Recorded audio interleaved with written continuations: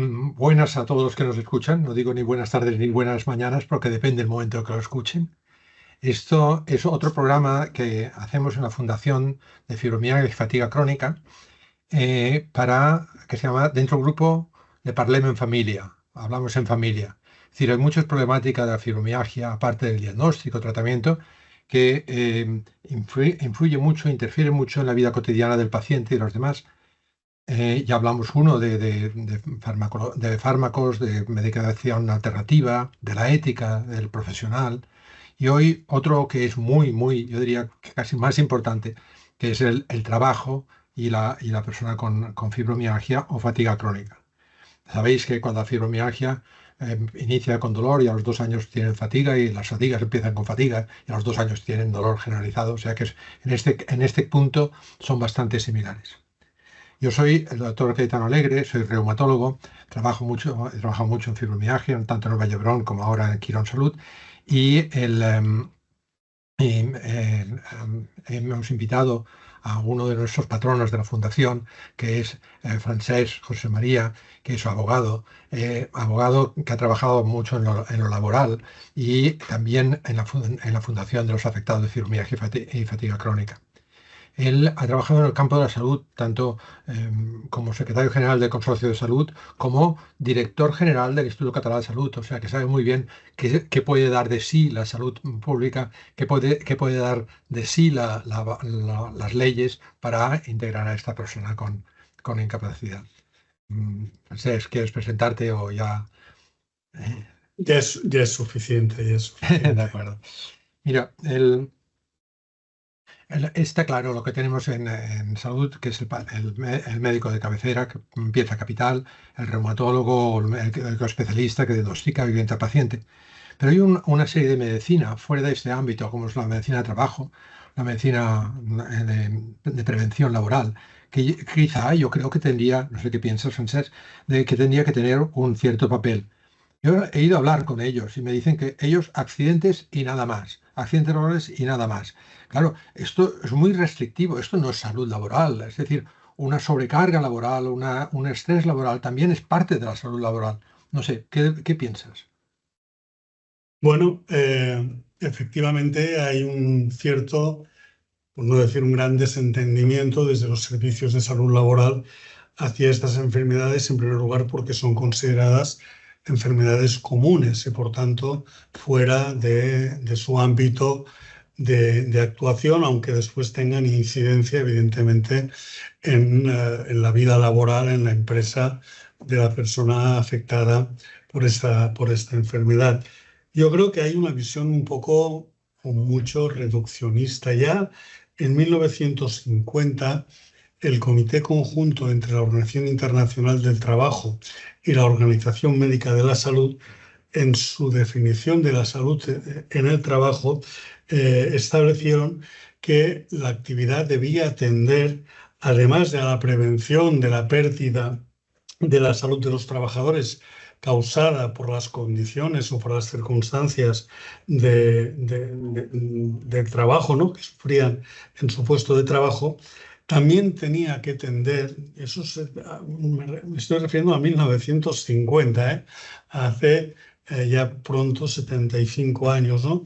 Decían, y voy a leer textualmente, dicen, ha de tender a la colocación y el mantenimiento de los trabajadores en un ambiente laboral adaptado a sus capacidades fisiológicas o psicológicas y, en síntesis, la adaptación de lo que era el lema, la adaptación del trabajo al hombre y de cada hombre a su trabajo. En 1962, la Comunidad Económica Europea, el antecedente de nuestra actual Unión Europea, se adhirió a esta idea de adaptar el trabajo a los trabajadores y de destinar a los trabajadores a aquellos trabajos para los que son aptos. Evidentemente, esta concepción es mucho más amplia que la de protección de los trabajadores contra los accidentes de trabajo y las enfermedades profesionales, ¿no? Lamentablemente, desde mi punto de vista, esta concepción de la salud en el trabajo no me parece hoy en día preponderante. los especialistas en medicina del trabajo consideran, como he dicho antes, limitada su actividad a la prevención del riesgo que puede afectar a la salud como consecuencia de las condiciones de trabajo en las que están inmersos y a las patologías derivadas del trabajo en sus tres vertientes: el, el accidente de trabajo, la enfermedad profesional y aquellas enfermedades relacionadas directamente con el trabajo. Efectivamente, por tanto, creo hay una desatención importante desde los servicios de salud de esta patología en particular, que como todos sabemos es la causante de un gran número de bajas laborales, ¿no? De incapacidades temporales, y todo ello en la concepción de que, tratándose de una enfermedad común, queda fuera del ámbito competencial de los especialistas en medicina del trabajo. Me encanta esta definición. Yo creo que es muy importante y daría pie que las asociaciones apretásemos para que esta normativa fuese tal como la define, no tal como se aplica. Muchísimas gracias por esta fantástica idea. Únicamente que dices, es una enfermedad común que por lo tanto no se mete en los del trabajo. Hombre, no sé si es el trabajo que está ocasionando esta enfermedad común en muchas ocasiones, no al revés.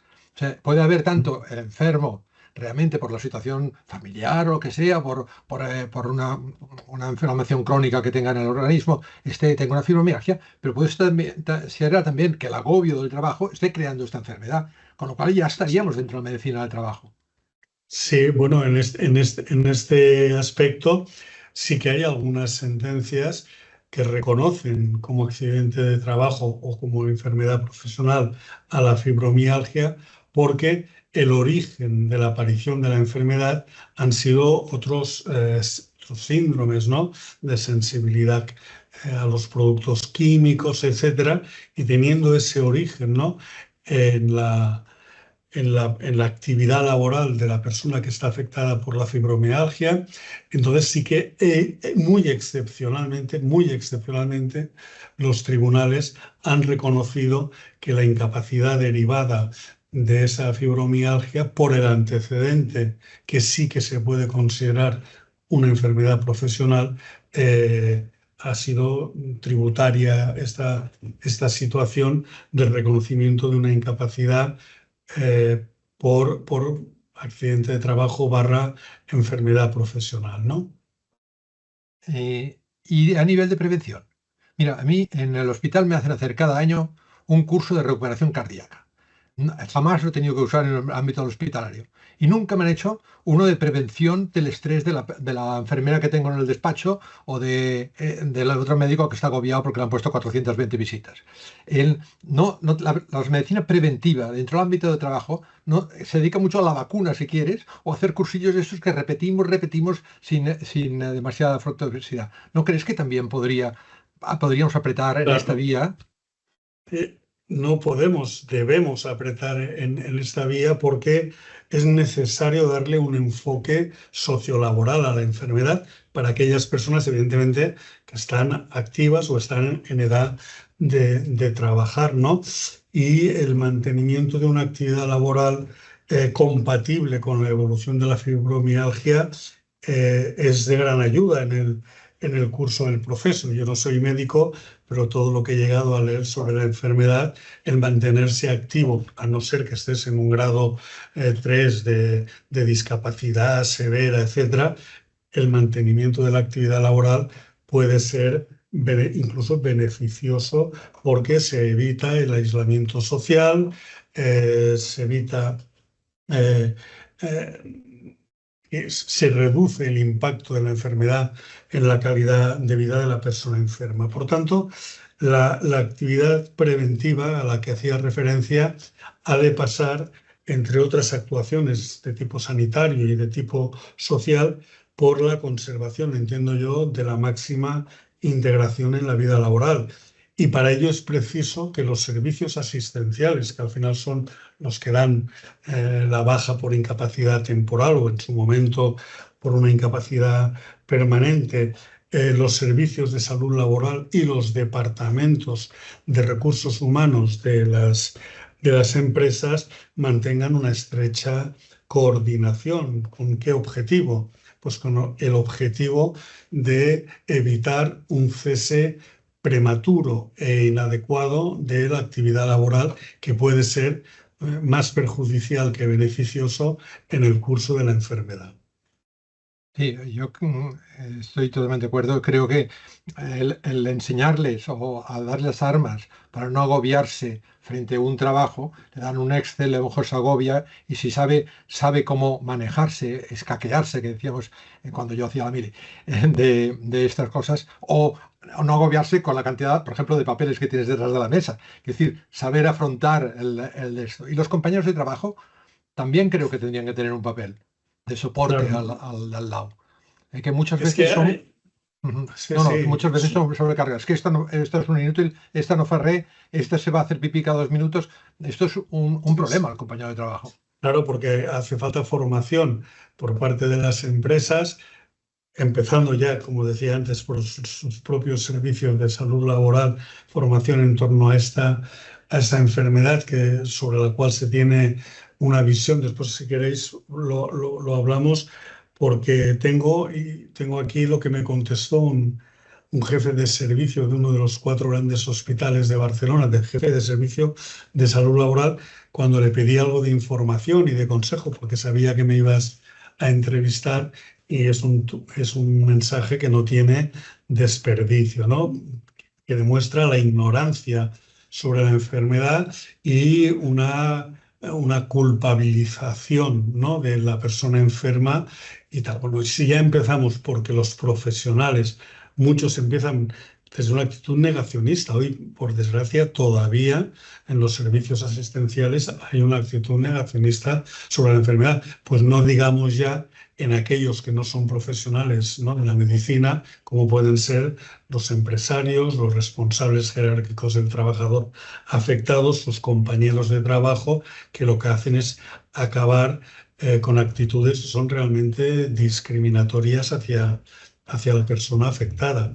Y eso requiere de picar mucha piedra y de mucha formación, ¿no?, para que entiendan, ¿no?, que esto no es cuentitis, no es el holgazaneo, ¿no?, sino que esto es derivado de un padecimiento. Sí, Y por ahí hay un recorrido, vamos, sí. Siempre, larguísimo por transitar. siempre les digo a los pacientes que nunca digan en la empresa que tiene una fibromialgia, porque si despiden a uno, la primera será ella. O sea que hay que tener. Sí, sí.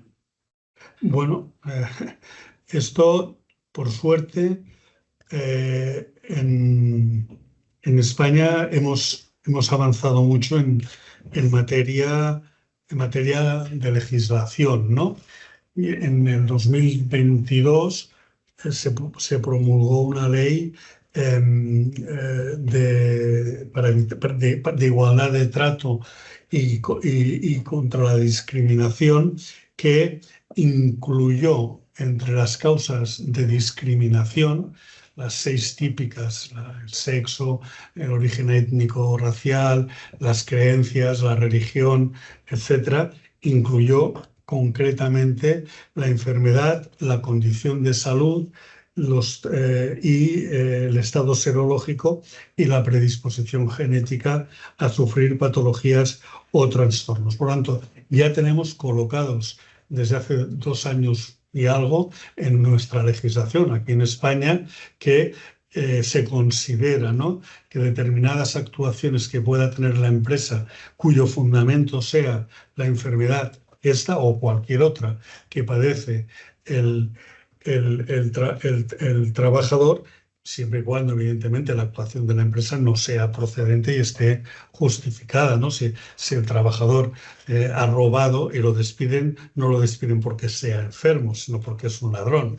Pero si no hay una causa procedente, justificadora, por ejemplo, de un despido, y el trabajador está enfermo, ese despido es nulo, lo que obliga a readmitirlo, a pagarle los salarios, etcétera, etcétera. Entonces, ahí ha habido un paso muy importante que nos hemos puesto a la cabeza de la Unión Europea, porque la Unión Europea continúa manteniendo en su legislación los 6 supuestos típicos que decía antes, ¿no? La edad, la religión, la discapacidad, el origen étnico o racial, etcétera, ¿no? Y nosotros hemos añadido todos estos supuestos, todos estos motivos como causa de discriminación. Y esa misma ley establece que la enfermedad no puede amparar diferencias de trato, también en las empresas, ¿no? Que no sean las que deriven directamente de la propia enfermedad, ¿eh? Por tanto, eso lo tenemos, por un lado, arreglado. Y ahora, en nuestro país, en España, en el mes de julio, a finales de julio de este año, el gobierno español ha aprobado una reforma legislativa que está siguiendo su curso en el Parlamento. Ya veremos cuando se aprueba la ley y entra en vigor, que ha modificado o pretende modificar el Estatuto de los Trabajadores. Hasta la fecha, y hoy en día continúa siendo así, una declaración de incapacidad permanente, sea total, sea absoluta o sea una gran invalidez, está por descontado, es causa automática de resolución del contrato. O sea, el empleador puede extinguir un contrato de trabajo cuando el Instituto Nacional de la Seguridad Social reconoce a ese trabajador en una situación de incapacidad permanente. Esto, cuando se apruebe la ley, que está, ya digo, todavía en trámite, ya no va a ser así. Y va a ser obligatorio para las empresas que realicen ajustes, dice la ley, razonable, que permitan a las personas con discapacidad, y aquí entraría en ese concepto de discapacidad a las personas enfermas de fibromialgia, a las que se les ha reconocido una incapacidad permanente, ¿no? Que puedan hacer esos ajustes para permitir a estas personas, dice el proyecto de ley, que puedan ejercer su derecho al trabajo. Por tanto, en una declaración de incapacidad permanente, cuando esto esté en vigor, supondrá que solamente habrá una extinción del trabajo si voluntariamente el trabajador acepta extinguir, pide extinguir. Pero el trabajador tendrá derecho a solicitar o bien que se le adapte el puesto de trabajo o bien a que se le cambie a otro puesto de trabajo que en aquel momento esté vacante y disponible, que sea evidentemente acorde con su nivel profesional, y siempre que estos cambios sean razonables. Entonces aquí ya veremos qué es lo que acaban interpretando los tribunales sobre el concepto de razonabilidad del cambio, ¿no? Pero bueno, esto va a ser un salto, un triple salto mortal, porque de una extinción automática al derecho reconocido legalmente a la adaptación del puesto de trabajo o a la recolocación, pues va, un abismo, ¿no? Y esto es lo que en breve se supone, cuando el Congreso de los Diputados tenga bien aprobar la reforma del Estatuto de los Trabajadores, será legislación vigente que dará soporte a ese mantenimiento de la actividad laboral, siempre y cuando voluntariamente el trabajador en esta situación pretenda mantenerse activo en su vida laboral, en el trabajo. Muchas gracias. He aprendido muchísimo en esta conversación. Quiero hacerte última pregunta, casi es una reflexión mía, antes de acabar. Nosotros como médicos lo que pretendemos es que el enfermo de fibromialgia mejore, evidentemente, se ponga bien. Y la experiencia nos dice que una baja laboral les empeora en todos los aspectos. La sensación de inutilidad, el aislamiento, cuando se encierran en casa no están mejor. La depresión, aumenta el cansancio, el dolor también aumenta, la mala calidad del sueño, la concentración. Lo único que consiguen es mantener la economía personal o familiar. Y aún, ¿qué opinión te merece esto? ¿Qué actitud debemos tomar ante un paciente que me dice quiero la baja porque no puedo, ¿no? Quiero la incapacidad porque no puedo?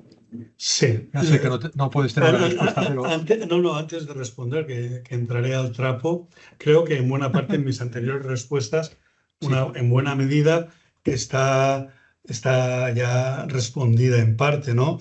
Yo creo, como he dicho antes, que la primera actitud del médico, sea de los servicios asistenciales o sea de los servicios de salud laboral, tiene que evitar el negacionismo y aceptar de una vez por todas que la enfermedad existe, porque el problema ya no está en aceptar las consecuencias de la enfermedad, sino en negar la existencia misma de la enfermedad, ¿no? Y por tanto todavía está, por desgracia, muy extendido ese negacionismo y esa actitud que también me refería antes, culpabilizadora, ¿no? Es que este es un vago, es que no quiere trabajar, es que, etcétera, etcétera, lo que ya sabemos, ¿no? Por tanto, esa actitud culpabilizadora, en el fondo, lo que entraña es una actuación discriminatoria hacia la persona que desgraciadamente sufre la enfermedad y solicita una incapacidad, sea temporal, sea permanente. Ahora es cuando me viene al pelo leer el mensaje de este jefe de un servicio de salud laboral de uno, no voy a decir cuál, de los 4 grandes hospitales de Barcelona ciudad. A mi pregunta, ¿no?, pidiéndole información por si podía aportarme algo, dice, me contesta y leo textualmente, la fibromialgia es un cajón desastre. Ya empezamos con una enfermedad que tiene su etiología, no, es un cajón desastre donde van a parar cuadros psiquiátricos. Aquí tiene fibromialgia quien tiene un trastorno mental. Dice, cuadros muy diversos que se manifiestan con dolor sin posibilidad de objetivar nada orgánico. Volvemos a lo de Santo Tomás. Si no pongo el dedo en la llaga, pues no me lo creo, ¿no? Y por tanto, esa enfermedad ya la cuestiona. Y me dice, por suerte, no tenemos muchos. Suertes. O sea, y las adaptaciones son muy complicadas o imposibles porque cualquier actividad mínima dicen que les provoca dolor. Ya es el trabajador el que no quiere trabajar, que se ampara en la enfermedad para decir no me puedo cambiar porque sufro. Eso en el sector sanitario público tiene importancia porque las bajas desde el primer día se cobran al 100%. Por tanto, un trabajador de baja no ve mermados, como si le pasa a un trabajador en otros sectores, en la construcción, en el metal, etcétera, no ve mermados sus ingresos económicos por el hecho de estar de baja. Dice, estas personas porque es mucho más largo y acabo, y estas personas van haciendo bajas larguísimas. Y el ICAM, que es nuestro tribunal evaluador, ¿no?, el Instituto Catalán de Evaluaciones Médicas, nunca le reconoce una IP. Por tanto, aquí en estas pocas líneas está todo, ¿no? Está el desconocimiento de la enfermedad, la negación de la enfermedad, la culpabilización que hablábamos antes de la persona trabajadora que desgraciadamente padece esta enfermedad. Y ya respondiendo en concreto, ¿no?, de qué actitud ha de tener el médico, pues yo creo que el médico ha de evitar en primer lugar el paternalismo y no dar la baja porque me la piden. Eso también es un problema que el médico ha de llevar, una actitud también de educación sanitaria, ¿no?, hacia estas personas. Desgraciadamente, en nuestro país, no sé si en otros países que nos puedan ver esta conversación, ocurre lo mismo, pero obtener una baja laboral es relativamente fácil, ¿no? Por tanto, yo creo que el médico debe esforzarse por hacer entender al paciente que si deja de trabajar, siempre que ello no sea absolutamente preciso, porque realmente requiere su situación, ¿no?, dejar de trabajar para intentar recuperarse, y por tanto porque tiene un grado de discapacidad severa, hay que esforzarse en hacer pedagogía y hacer entender que la baja laboral puede empeorar, como decía antes, doctor, puede empeorar su situación y que puede no ser conveniente y que puede ser preferible mantenerse activo precisamente como un remedio o una parte, ¿no?, de las actuaciones que hay que tener para hacer frente a la enfermedad y evitar lo que decía usted, el aislamiento, etcétera, etcétera. Y también ahora ahora cuando se apruebe esta normativa, ¿no? Pues es que le comentaba, pues informar al paciente, ¿no? Evidentemente el Servicio Asistencial de Salud no es un sindicato, pero no está de más informarle. Tienes derecho a que te adapten, a que te recoloquen, por tanto, lucha por ello, ¿no? Porque estás amparado por la ley. Por tanto, no paternalismo y mira, como está enfermo te doy la baja sin más, hacer un esfuerzo de educación sanitaria con el paciente, si me permite, haciéndole ver si es que es así, porque cada caso hay fibromialgias y fibromialgias, síndromes de fatiga crónica y tal, o sea, no se puede, digamos, generalizar para todos los casos, pero sí es oportuno en el caso concreto hacer el esfuerzo de hacerle ver que continuar con su actividad laboral puede ser positivo en el proceso de su enfermedad. No sé si te he contestado a lo que... Perfectamente, y además muy claro y muy didáctico. Yo creo que podríamos resumir hoy que la medicina de trabajo tenemos que implicarlas, las empresas buscar que la medicina preventiva eduque al paciente y a los de alrededor, que